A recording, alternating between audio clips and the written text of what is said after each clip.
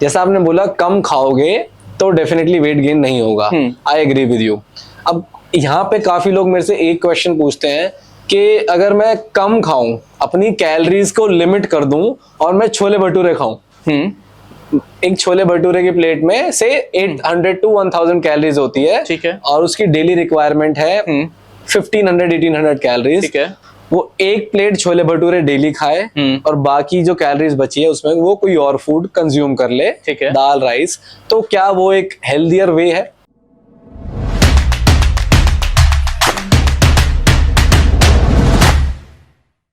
अगर आप उसको रेगुलर बेसिस पे लेके चलते हो कि ठीक है मेरे को डेली जंक फूड खाना है बट मैं कैलोरी डेफिसिट में रहूंगा, you might lose weight, you might get fit but unhealthy.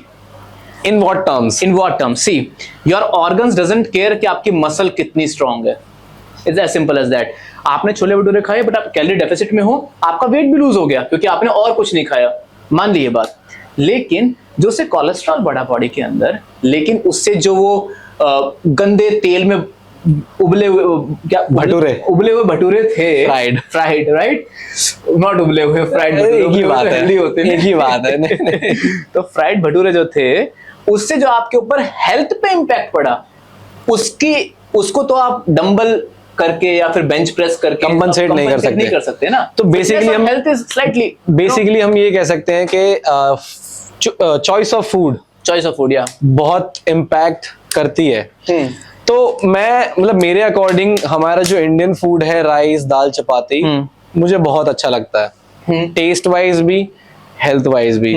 तो ऑडियंस को तो मैं यही सजेस्ट करूंगा कि stick to your basic Indian food, but हाँ थोड़ा इंडियन फूड कार्ब्स डोमिनेटिंग होती है। तो इस पॉइंट ऑफ व्यू पे आते हैं, उसका एक रीजन है। सी specially let's say in North India, हाँ main source of income was agriculture, manual work बहुत ज्यादा था। अब से 200, 300, 500, 800 साल पहले हम जहां पर 200 साल पहले आप कह रहे हो कि हम एग्रीकल्चर पे डिपेंड थे, विच इज राइट। 90 उस टाइम पे शायद जो मेरे हिसाब से डेटा है वो 90% के आसपास लोग एग्रीकल्चर पे डिपेंडेंट थे। तो उस टाइम पे यू नीड कार्बोहाइड्रेट्स, आपको पूरे दिन खेत में बैठ के जो फसल काटनी है, यू नीड कार्बोहाइड्रेट्स, राइट। आज की डेट में सिनेरियो चेंज हो गया है।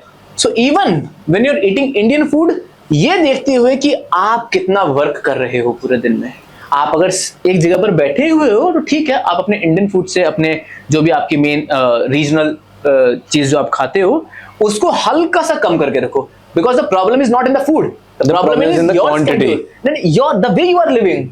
If you live let's say if you are an athlete या फिर यू आर समवन जो कि अपनी जॉब के अलावा भी 2 घंटे सुबह जिम कर रहा है, रात को वॉक कर रहा है, तो आपके पास you stick to that simple food, कुछ नहीं होने वाला, nothing's going wrong. So basically जो हमारा पॉइंट है कि एक तो क्वांटिटी ऑफ फूड और एक हमारा स्केड्यूल, इन द एंड बहुत सिंपल रीजन है, वही प्रॉब्लम क्रिएट करता है ओबेसिटी की, जिसको टैकल बहुत आराम से किया जा सकता है till the time doctor give you a red signal.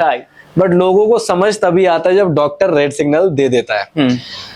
Coming to the next point, जैसा कि मैंने ऑडियंस को बताया, आपका बैकग्राउंड स्पोर्ट्स से बहुत ज्यादा रिलेट करता है।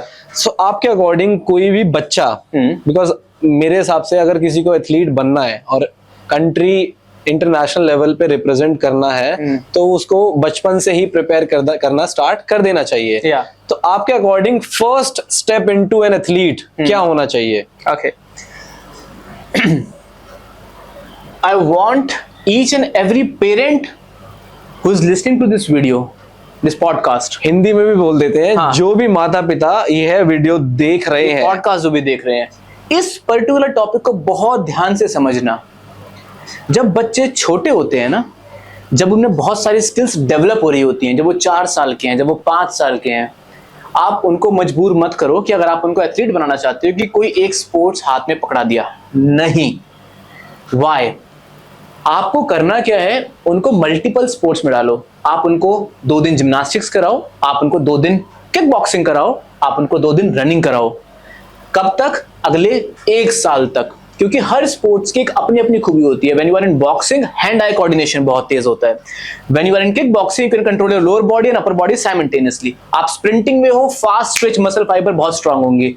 आपका कोच बता देगा, आपके बच्चे का कोच, कि वो fast Twitch muscle fibre dominant है या स्लो ट्विच है, तो उसको लॉन्ग डिस्टेंस रनिंग में रखना है, शॉर्ट में रखना है। तो बॉडी टाइप दो तरीके की होती है, एक होती है फास्ट ट्विच, एक होती है स्लो ट्विच। मिक्स भी होता है, एक मिक्स भी होता है, लेकिन एक डोमिनेटिंग रहती है, एक डोमिनेटिंग रहती है। तो हर एक बच्चे के अंदर या तो फास्ट ट्विच होगी या फिर स्लो ट्विच होगी, तो ये डिपेंड करता है उसके बॉडी टाइप पे, और ये आपको आप नहीं जज कर पाओगे, आपके जो बच्चे के कोच होंगे, स्पोर्ट्स कोच, वो बेटर बता पाएंगे कि इनके लिए कौन सा स्पोर्ट्स बेटर रहेगा, किसमें इनकी परफॉर्मेंस जेनेटिकली अच्छी रहेगी। जेनेटिकली अच्छी रहेगी, यही एक पॉइंट था नेक्स्ट, कि जब आपने डिफरेंट स्पोर्ट्स में डाल दिया तो हर स्पोर्ट की क्वालिटी उस बच्चे में राइट टाइम पे अडॉप्ट हो जाएगी।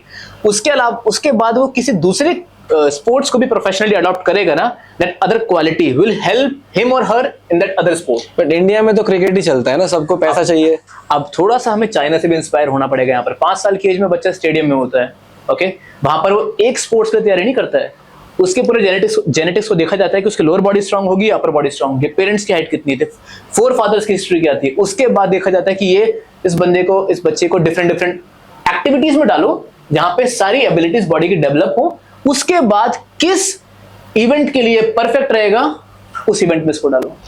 ठीक है, सो आप बोल रहे हो कि बहुत सारी चीजें बच्चों को ट्राई करनी चाहिए, लेकिन अभी क्या हमारे पास इंडिया में इतनी सारी फैसिलिटीज है कि बच्चा हर एक स्पोर्ट्स को ट्राई कर पाए, या फिर ये पेरेंट्स को खुद ही करना पड़ेगा? ठीक है, सारे स्पोर्ट्स को ट्राई नहीं किया जा सकता ऑब्वियसली, लेकिन मैंने 3 चीजों का नाम लिया, gymnastics mother of all sports. ठीक है, मैं ऐसे, ये कोटेशन है, I do not personally relate with it, but क्योंकि उसमें सारे फ्लेक्सिबिलिटी, स्पीड, एजिलिटी सब आ जाती है, तो मदर ऑफ ऑल स्पोर्ट्स बोल देते हैं। जिम्नास्टिक्स में रखो, एक मार्शल आर्ट में रखो, I said kick boxing because upper and lower body दोनों कंबाइन हो जाती हैं। एक स्प्रिंटिंग में रखो, क्योंकि उसके अंदर बच्चे की सिर्फ एक ताकत चाहिए, एबिलिटी चाहिए, उसमें कोई टेक्निकल फैक्टर्स बहुत ज्यादा नहीं है अर्ली स्टेज पे। तो आप इन 3 चीजों में रखोगे ना, तो आप 80% ऑफ द जोन कवर कर लोगे, आपको हर स्पोर्ट्स में जाने की जरूरत नहीं पड़ेगी। बच्चे स्कूल में हो जाता है, स्कूल में बच्चों को बोलो कि इन्वॉल्व हो स्पोर्ट्स में, तो वहां पे वो कवर अप हो जाएंगे 3 चीजों से। मैंने कल ही एक स्टडी पढ़ रहा था, उसमें ये था कि छोटे बच्चे जो होते हैं 4 साल तक अगर हम उन्हें ओबीज कैटेगरी में ना आने दें अकॉर्डिंग टू द किड, तो हाई चांसेस रहते हैं वो अपनी यंग एज में भी ओबीज नहीं होंगे। बट आजकल का जो कल्चर है, सारे बच्चे फोन चलाते हैं, starting with the age of 1 year, आजकल तो मुझे लगता है 6 महीने या 3 महीने में भी चला लेते होंगे, बट 1 साल, 1.5 साल, 2 साल के बच्चे फोन चलाते हैं, खाना नहीं खाते उसके बिना। तो वहां से तो वो डेवलप ओबेसिटी हो ही रही है। हमने इससे पहले बात करी थी ओबेसिटी की। सो ये बस एक रिसर्च थी जो मैंने कल ही पढ़ी थी कि अगर हम बच्चों को सिर्फ 4 साल तक कंट्रोल कर लें उनकी फिजिकल एक्टिविटीज को, तो शायद आप उनके आने वाले भविष्य को, फ्यूचर को सुधार सकते हो। So this is for all the parents जो अभी नए बने हैं या बनने वाले हैं या शादी के बाद बनेंगे, कभी ना कभी तो बनेंगे, बस ये चीज ध्यान रखना। एक चीज कही जाती थी एंशिएंट यूरोप में, एंशिएंट यूरोप में एक चीज कही जाती थी कि आप अपने बच्चे को हमें दो, चर्च वहां पे कुछ ऐसे थे जो कहते थे आप अपने बच्चे को हमें दो टिल द एज ऑफ 6 और may be 7, I forgot the exact number, और उसके बाद जो आप चाहते हो वो बन जाएगा। And that was so true, it is a scientifically proven thing कि I might be wrong with the age 6 और 7, इतनी एज तक बच्चे का ब्रेन सबसे ज्यादा डेवलप हो चुका होता है। अच्छा, उस एज तक आप जो हैबिट्स, जिस एटमॉस्फेयर में उसको आप रखोगे, जो चीजें उसके आसपास गठित होंगी,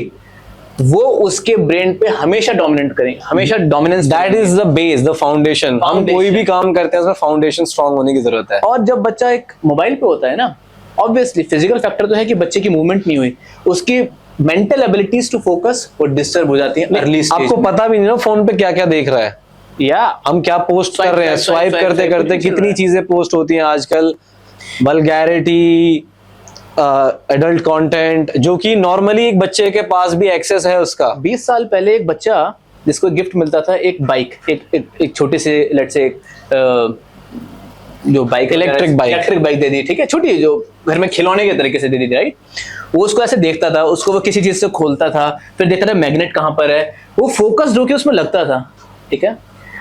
आज की डेट में क्या है कि कोई एक ऐसी स्पेसिफिक चीज नहीं जिसमें फोकस हो सके, वो बस स्वाइप कर देता है, वो फिर से नेक्स्ट मल्टीपल चीजें देखता है, उसको खुद कंफ्यूजन हो जाता है वो किस चीज में अपना इंटरेस्ट डेवलप कर रहा है। एक बहुत फेमस यूट्यूब चैनल है, मैं उसका नाम बोल रहा हूँ, हर बच्चा उसको देखता है, उनके millions and millions of subscriber हैं, और उस पे उसका मैं नाम भूल रहा हूँ एग्जैक्टली, मैं आपको बताऊंगा याद करके। उस पे सिर्फ क्या है, मैंने उसको देखा 2 मिनट के लिए, 2 मिनट नहीं, हार्डली 20 सेकेंड्स, मेरे सर में दर्द हो गया। वाई?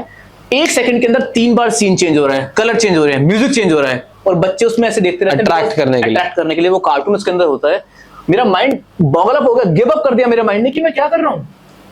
और सोचो बच्चे को एक अर्ली स्टेज पे हाथ में दे देते हैं फोन कि बच्चा इसमें कार्टून देखता रहेगा, उसकी क्या हालत होगी आगे चल के।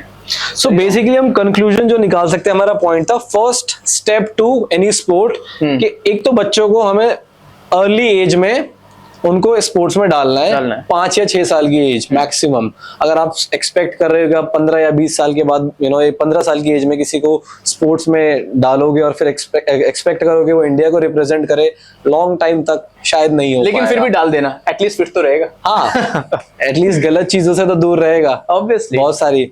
सेकेंडली फोन, जो कि सबसे ज्यादा बड़ी प्रॉब्लम है। आई नो हम भी चीजें फोन के लिए बना रहे हैं, बट हमारा मोटिव है कि हम इसको सही तरीके से रिप्रेजेंट करें, और शायद कुछ लोग इससे सीखें भी, कुछ लोग ना भी सीख पाए। सीख जाओगे तो आप लोगों के और आपके बच्चों के लिए बेटर होगा।